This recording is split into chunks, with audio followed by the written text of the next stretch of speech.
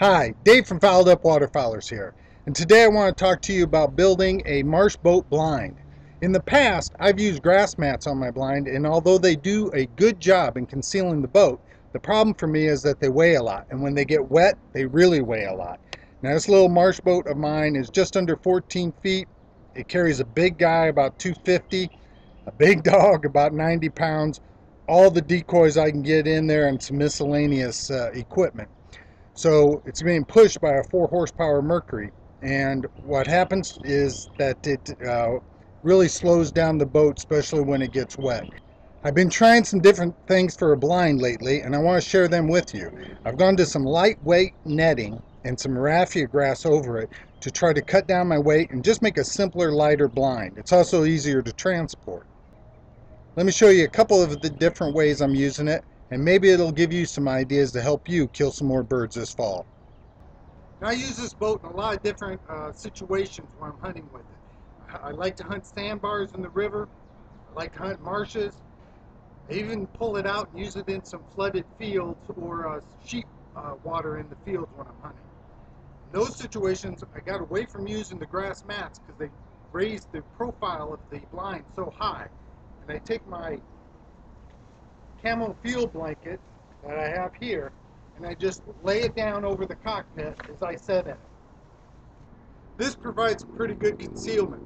It doesn't have the blind doors to open up. I lay the gun on my lap in front of me, keep my head down, use the visor on my hat to hide my face. I always have a mask or some grease on, and that's worked pretty well for me, especially hunting out on the sandbars. In the summertime, I shoot a lot of crows sitting on the sandbars, so that's worked well for me in that.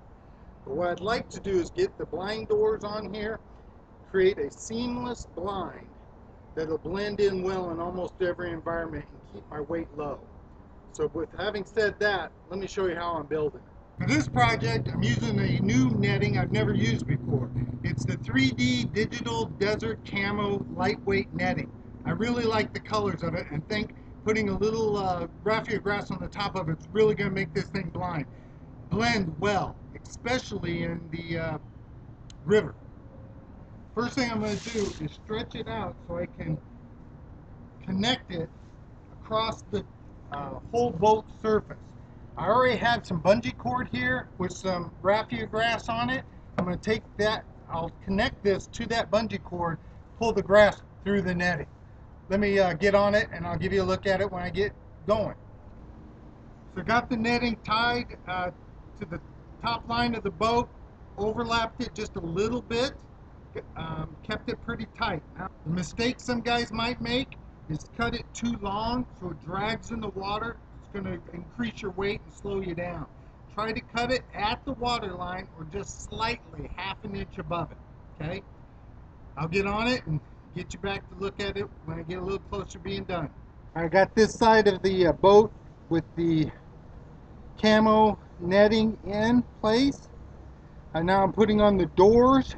Now I'm going to put the netting across the doors. You can see that I put it, so I tried to cover up all lines of the boat, pulled the raffia grass through some of the light leafy cut camo netting, and I think it's looking pretty good. I'm pretty happy with it so far.